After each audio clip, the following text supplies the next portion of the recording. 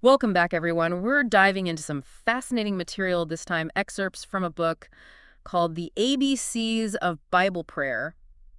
I gotta say, the title sounds kind of basic, right? Yeah, you'd think so, but But flipping through this thing, uh, it's anything but. it's packed with these crazy personal stories, not just theory. The author seems to have really gone through it, and the people he's met along the way, wow. People whose lives were totally changed because of prayer. And he doesn't shy away from controversy either. I mean, he tackles divine healing and tithing head on. Oh yeah, even some sticky relationship stuff, all viewed through the lens of prayer. It's like he's saying prayer isn't just for Sundays, it's for every single aspect of life. Exactly. And some of these stories are straight up wild. We're talking a cross-country journey based on what sounds like an audible voice. Obviously. Uh-huh. And then there's this rundown farm the author bought based on, well, you could call it divine inspiration. I'm getting the feeling logic wasn't his strong suit. Maybe not, but his faith definitely was. And then there's this love triangle situation that gets resolved in a way you just won't believe. Okay, now I'm really intrigued. It seems like he's really emphasizing the power of prayer to impact not just, our spiritual side, but our everyday choices. Right. And he lays out this framework he calls the ABCs of prayer. Ask, believe, claim. Ask, believe, claim.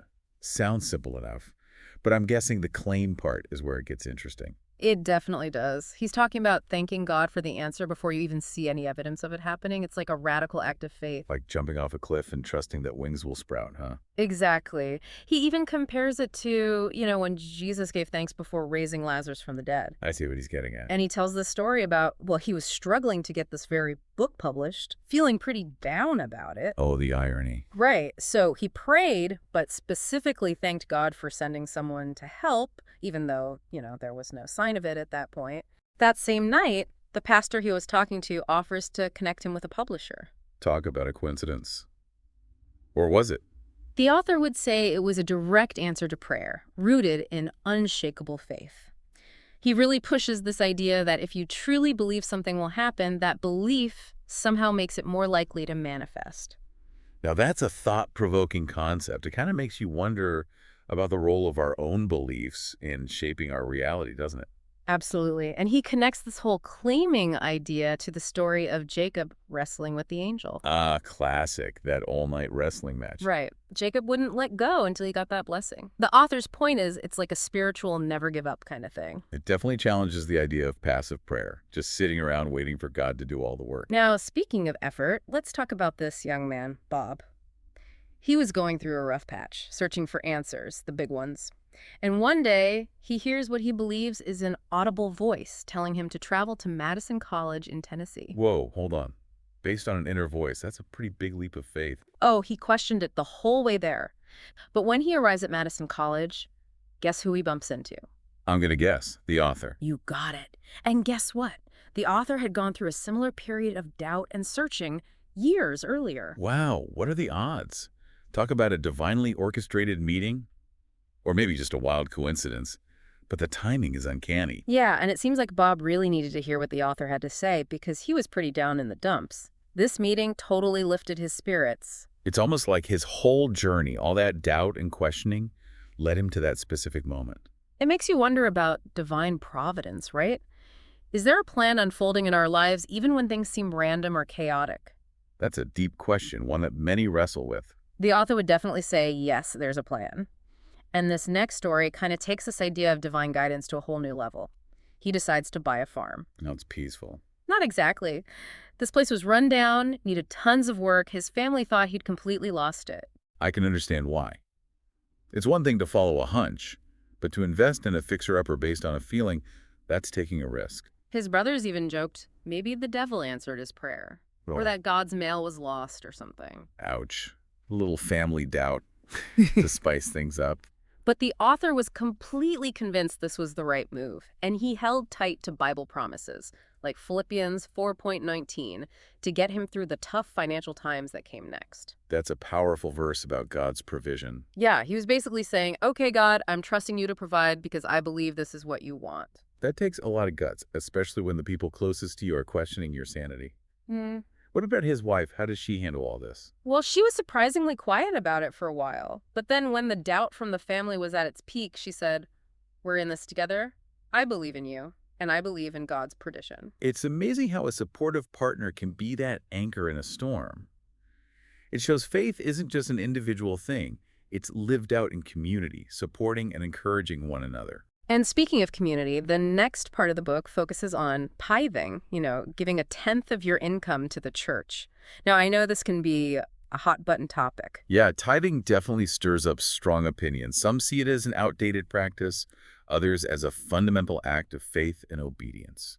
The author falls firmly into the fundamental act of faith category. He believes wholeheartedly in tithing and credits it with many blessings in his life. He tells this really moving story about his mother's healing. Oh, She was really sick, and he committed to double tithing as a way of showing his faith and asking God to intervene. interesting. He links tithing directly to his brother's recovery. Of course, we can't prove a direct cause and effect there. Right, but for him, it was powerful confirmation of what he believed. And it wasn't just his mother's healing. He tells another story about the family cow. Okay, a cow. This should be good. So the cow got sick, and his father, who was also a strong believer in tithing, relied on Malachi 3.01. It's that verse about God rebuking the devourer for those who tithe. He basically said, God, we're tithing, so you need to protect our cow. That's a pretty bold application of that verse, using it to ensure the well-being of livestock. But that's how strong his faith was. And guess what? The cow recovered. They saw it as a clear sign that God had honored their commitment to tithing. It's fascinating how our beliefs can shape our interpretation of events. What might seem like a coincidence to one person can be seen as a divine miracle by another.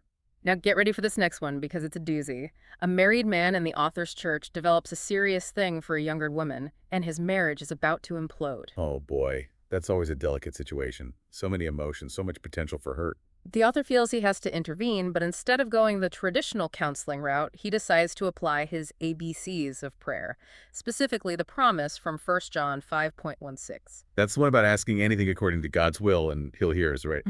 That's the one. So first he prays for the man really intensely, then he goes a step further and arranges a late-night meeting with the young woman. Okay, hold on. A late night meeting. This is getting interesting. The tension in that room must have been thick, and the outcome is the craziest part. After that conversation, the infatuation just vanishes. The man goes back to his wife, the marriage is restored, happy ending for everyone. Wow, that's quite a turnaround.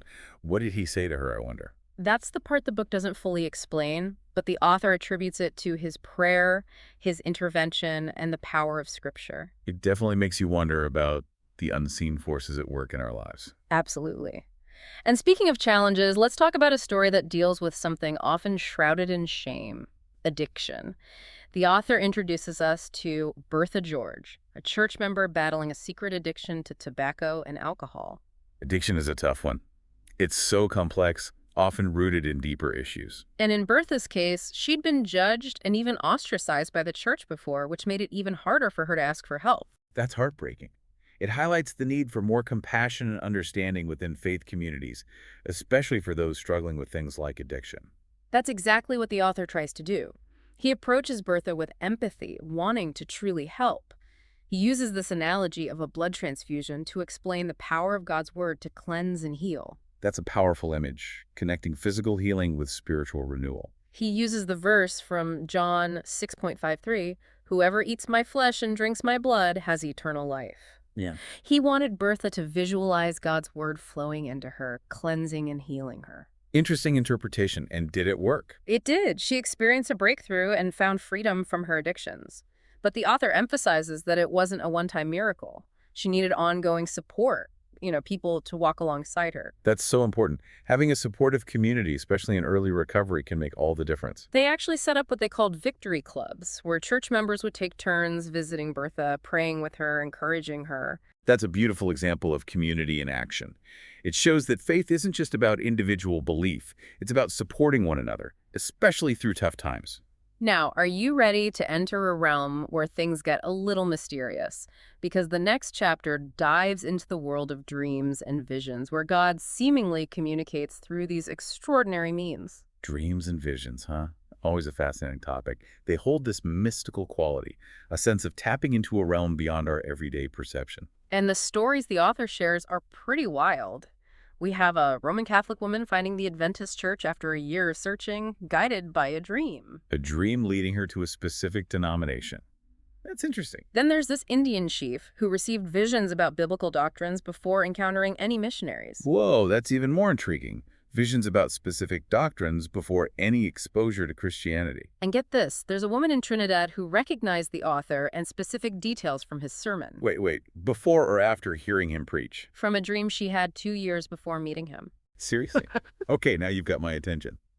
These stories really make you wonder about the boundaries of perception and the possibility of receiving information in ways that defy our understanding of time and space. They definitely do. And they raise a whole bunch of questions that we'll dive into in the next part of our deep dive. So stay tuned as we explore the mysteries of dreams, visions, and the possibility of divine communication through these extraordinary means. All right, so we're stepping into a realm that's both fascinating and a little bit spooky, right? This whole idea of God communicating through dreams and visions. I mean, it's something that's captivated people for centuries. It really has, and the author dives right into it with a whole chapter dedicated to exploring how these extraordinary experiences might be a way for God to get our attention. He's basically suggesting there's this hidden dimension, a way for messages from beyond our everyday understanding to break through. Exactly. And it's interesting because this idea isn't unique to one religion or culture. Throughout history and across the globe, people have placed a lot of importance on dreams and visions, seeing them as glimpses into the divine or messages from the spirit world. It's like we're wired to be fascinated by those moments where the veil between the physical and spiritual seems to thin out. And the author doesn't just talk about this in theory. He shares some pretty mind-blowing stories to back it up. Remember, we talked about the Roman Catholic woman who finds the Adventist church after a year of searching, all thanks to a dream. Yeah, that one was pretty wild. A dream leading her to a specific denomination. That's not something you hear every day. Right. And then there's the story of the Indian chief who received visions about core Christian beliefs before ever encountering a single missionary. That's the one that really gets me thinking. Visions about specific doctrines before any exposure to Christianity. It's almost as if he received a direct download of spiritual knowledge, completely bypassing any human interpretation or religious structures. And the author even shares a story about a woman in Trinidad who recognized him, and I'm talking about specific details about his sermon, from a dream she had 2 years before meeting him in person. Wait, did you say before she met him? Yeah, before. 2 whole years before. Okay, that's just, I don't even know what to say to that. Those stories are so mind-boggling. They really make you question everything you think you know about how the universe works. They really do. So let's break these stories down one by one, starting with the Roman Catholic woman. Remember, she was feeling disillusioned with her faith and was searching for something more, something that truly resonated with her soul. It's a feeling a lot of people can relate to, that yearning for something deeper, a connection to something greater than ourselves. And she was really committed to finding it. She spent a whole year visiting a different church every Sunday, hoping to find the one that felt like home. But after a while, that hope started to dwindle. A year is a long time to keep searching, especially when you're not finding what you're looking for. It makes you wonder, what kept her going? Was there something inside her, some intuition or inner voice that wouldn't let her give up? Well, just when she was about to call it quits, she had a casual conversation with her neighbor, and guess what? Her neighbor invited her to bingo night. Not quite, but close. Her neighbor happened to be a Seventh-day Adventist. It's amazing how these seemingly random encounters can sometimes be turning points in our lives. We think it's just small talk, but maybe there's something more at play. Maybe so. And in this case, it was a simple piece of information that sparked a huge shift. Her neighbor mentioned that Seventh-day Adventists go to church on Saturday. Ah, the Saturday Sabbath. Now, that would definitely stand out for someone who's only ever experienced Sunday services. It was a completely new concept for her, and it really piqued her curiosity. So the next Saturday, she decided to check it out, and she described it as this profound moment of recognition, like she had finally found what she'd been searching for all along. It's like her soul was saying, yes, this is it. Exactly. She was so moved by the experience that she dove headfirst into learning about the Adventist faith. She read books, attended Bible studies, and really immersed herself in it. That's a sign of a true seeker, someone who's not just curious, but actively engaging with the information, trying to understand it on a deeper level. And in the end, she converted to Adventism, seeing it as a direct answer to her year-long prayer.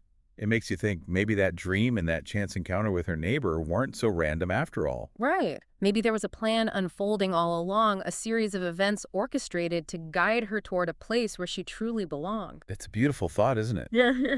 Now let's jump to a completely different part of the world and hear about the Indian chief who had visions about biblical doctrines before he'd ever even heard of Christianity. This story is one of the most mind-blowing to me. I mean, how do you explain that? A man living in a remote village with no prior knowledge of Christianity, having visions that align perfectly with core Christian beliefs. It really throws a wrench into our traditional understanding of how people come to faith, doesn't it? It does. It suggests that maybe, just maybe, there's a universal spiritual language, a way for God to communicate with people across cultures and belief systems. That's a pretty radical concept. But then again, we're talking about dreams and visions here, so maybe a little radical thinking is in order. Maybe so. hmm And the details of his visions are pretty remarkable. I mean, we're talking about visions of the Ten Commandments, the Sabbath, even the concept of a final judgment. It's like he received this unfiltered download of spiritual truth, bypassing any human intermediaries or religious frameworks. And when Christian missionaries finally arrived in his village, he immediately recognized them. He had seen them in his visions. No way. Talk about a divine setup. Right. It's as if he was being prepared for their arrival, his heart and mind already primed to receive their message. And he didn't hesitate to embrace Christianity, seeing it as a confirmation of everything he had already experienced in his visions. It's a pretty powerful testament to the idea that God can work in ways that we can't even begin to fathom. Now, are you ready for the story that really blew my mind? Oh, you mean the one about the woman in Trinidad who had a precognitive dream about the author 2 years before meeting him? That's the one. This story takes the concept of dreams and visions to a whole other level. I mean, we're talking about precognition, seeing into the future. It makes you wonder about the nature of time, consciousness, all that stuff that physicists love to debate. It's like a glimpse into a reality where past, present, and future are all intertwined, and maybe our perception of time is just an illusion. Maybe so. And what's even more mind-blowing is the level of detail she remembers from the dream. It's not just a vague sense of recognition.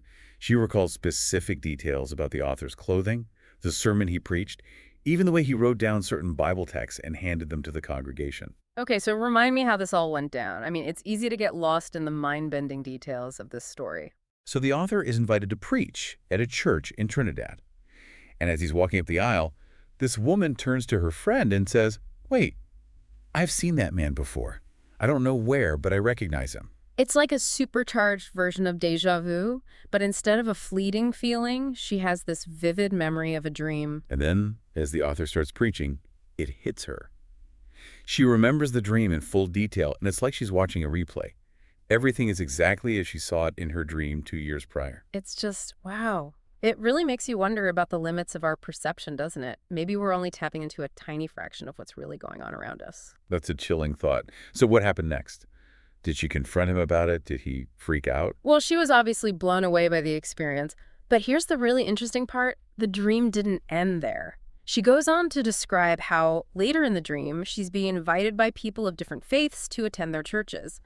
But for some reason, she feels drawn to follow a Seventh-day Adventist woman. It's like the dream wasn't just showing her a future event.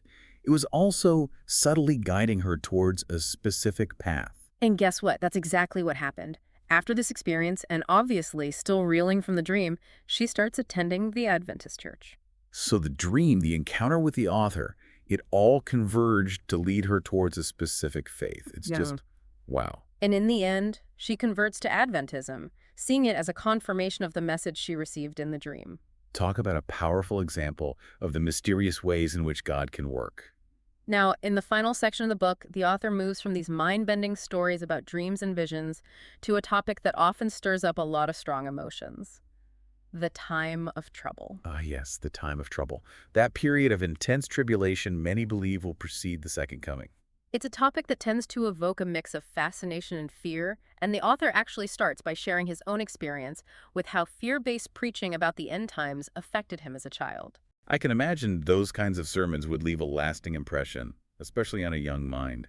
I mean, fire and brimstone, plagues, judgment, it's heavy stuff. It really is. And the author admits that this fear-based approach actually caused him to stray from his faith for a time. It makes sense. If faith becomes all about fear and punishment, it can be pretty off-putting. Exactly. So in this section, he tries to shift the focus from fear to faith, from impending doom to God's unwavering promises of protection and deliverance. He wants to offer hope and reassurance, reminding readers that even in the midst of trials, God is with us. So he's saying it's not about hiding in a bunker waiting for the world to end, but about finding strength and peace in our relationship with God, regardless of what's happening around us. Exactly. And he uses the story of Jacob facing his brother Esau to illustrate the shift from fear to faith.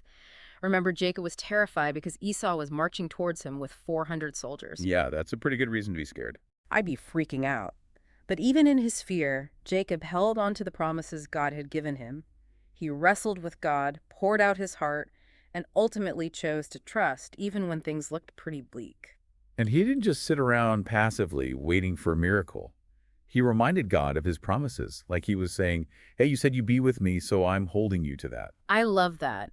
It shows that faith isn't just about blind belief, it's about actively engaging with God, bringing our fears and doubts to Him, and reminding Him and ourselves of His faithfulness. It's about having that bold, honest conversation with God, even when we're feeling scared or unsure. And then the author dives into those specific promises for the time of trouble, highlighting passages like Psalm 91, which talks about finding refuge in God's presence. He who dwells in the secret place of the Most High shall abide under the shadow of the Almighty. Powerful stuff. It really is. It evokes this image of safety and security, a reminder that no matter what storms we face, there's a place of peace and refuge available to us in God's presence. And those promises aren't just for some far-off future event. They're for right now in the midst of whatever challenges we're facing, big or small. He also highlights Isaiah 43:2, which promises that even when we walk through fire and water, we won't be consumed. It's a beautiful reminder that God's presence can sustain us through even the most difficult trials. Now, he also brings up a concept that can be a little tricky to navigate, this idea that God's protection is specifically for those whose names are written in the book. Ah, yes, the book of life. It's a concept that can be both comforting and a bit unsettling, depending on how you interpret it. Definitely. It's important to remember that the author is writing from a specific theological perspective. And within that framework, having your name in the book symbolizes being in a right relationship with God, living in alignment with His will, and trusting in His promises. So it's less about earning a spot on some exclusive list and more about cultivating a deep personal connection with God. And he emphasizes that the focus shouldn't be on trying to figure out who's in and who's out, but on our own individual journey of faith. It's about our own personal relationship with God, not about comparing ourselves to others or judging their worthiness. He actually highlights a verse from Malachi 3:16, where it talks about God keeping a record of those who feared the Lord and honored His name. So it's not about cowering in fear, but about having that deep reverence and respect for God. And the author ties this back to the importance of community. He points out that this verse in Malachi mentions people talking with each other about God, encouraging each other in their faith. It's that reminder that we're not meant to go it alone. We need each other to support each other, to lift each other up, especially when things get tough. And he also stresses the importance of cultivating the fruit of the Spirit, love, joy, peace, patience, all those good things. Those qualities that flow from a genuine connection with God. Exactly. He seems to be saying that developing these qualities within ourselves is just as crucial as preparing for any external threat or tribulation. So it's not just about stocking up on supplies or building bunkers. It's about cultivating inner strength, resilience, and that unshakable peace that comes from knowing God is with us no matter what. And as we wrap up this section on the time of trouble, it's important to acknowledge that there are different interpretations of what that actually means. Some people see it as a literal period of global upheaval, while others view it as a more metaphorical representation of the challenges and trials we all face in life. It's a complex topic, and the author is offering his own perspective based on his understanding of Scripture. But regardless of how we interpret the time of trouble, his message about finding strength and hope in God's promises is pretty powerful. It's a message that speaks to the human heart, that yearning for security and peace in a world that can feel so chaotic and unpredictable. And he reminds us that even when we're surrounded by storms, there's an anchor of hope available to us if we choose to cling to it. It's that choice, that act of choosing faith over fear, that ultimately empowers us to face whatever comes our way with courage and resilience. And on that note, We've reached the end of part 2 of our deep dive. So we've journeyed through some pretty incredible stories, huh? From answered prayers and divine guidance to dreams, visions, and even facing the time of trouble, this book has really packed a punch. It really has. And as we wrap up our deep dive into the ABCs of Bible prayer, I think the author leaves us with a pretty clear takeaway, right? It's this idea that God is not some distant, uncaring entity. He's a loving Father who wants to be involved in our lives, answer our prayers, and guide us through every up and down. Yeah, that really comes through, doesn't it? But it's not just about, throwing up a quick prayer when we're in trouble. The author really emphasizes this need to align ourselves with God's will, to seek his guidance, and to trust in his promises, even when things don't make sense. He's talking about cultivating a genuine two-way relationship with God. It's about being open to his leading, surrendering our own desires, and believing that he has our best interests at heart. It's like he's saying, hey, God's not just sitting up there waiting to judge us or zap us when we mess up. He's actively involved, cheering us on, and longing to walk with us through every season of life. That's a beautiful way to put it. And what I appreciate about the author's approach is that he's so real, so honest about his own struggles. Yeah. He doesn't come across as this perfect, untouchable spiritual guru. He's a guy who's faced doubt, wrestled with tough questions, and experienced the ups and downs of faith just like the rest of us. Exactly. And I think that's what makes his message so powerful. He's not just preaching from some ivory tower, he's sharing from his own experience, and that makes it so much more relatable and authentic. It allows us to connect with him on a human level. It's like, hey, if this guy, with all his flaws and doubts, can find peace and guidance through prayer, maybe there's hope for me too. I've got to admit, going through this book has really challenged my own understanding of prayer. Some of these stories are just, wow. It's hard to wrap your head around them, but it definitely opens up a whole new realm of possibilities. It's been an eye-opening journey for me too. And I think that's the beauty of exploring these topics. Right. It forces us to confront our own beliefs, to grapple with the mysteries of faith, and to maybe, just maybe, expand our understanding of what's truly possible. Now, before we wrap up our deep dive, I want to turn it over to you, our listener. What stood out to you the most from this book? Is there a particular story that stuck with you, a concept that's challenged your thinking, or maybe even sparked a desire to explore your own relationship with God a little deeper? We'd love to hear your thoughts. Share your insights, questions, or even those aha moments that have come up for you during this deep dive. Because ultimately, this isn't just about dissecting a book, it's about sparking a conversation, encouraging reflection, and maybe even inspiring a little soul searching. Right. It's about recognizing that faith is a journey, a lifelong process of seeking, discovering, and growing. And sometimes the most unexpected stories can be the catalyst for profound transformation. So as we say goodbye for now, let's carry forward the author's message of hope. This belief that God is real, he's listening, and he's longing to connect with us on a personal level. May this deep dive inspire you to delve deeper into your own spiritual journey, to seek guidance, to lean into the mysteries of faith, and to experience the transformative power of a life lived in relationship with the divine. Thanks for joining us on this deep dive. Until next time, keep seeking, keep believing, and keep the conversation going.